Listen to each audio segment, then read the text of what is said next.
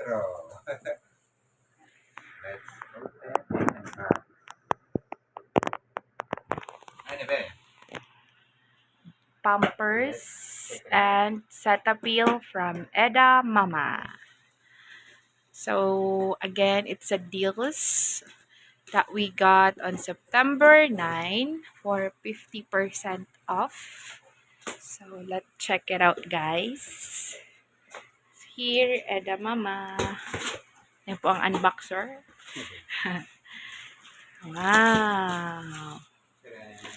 Diaper 1. That's 58 pieces.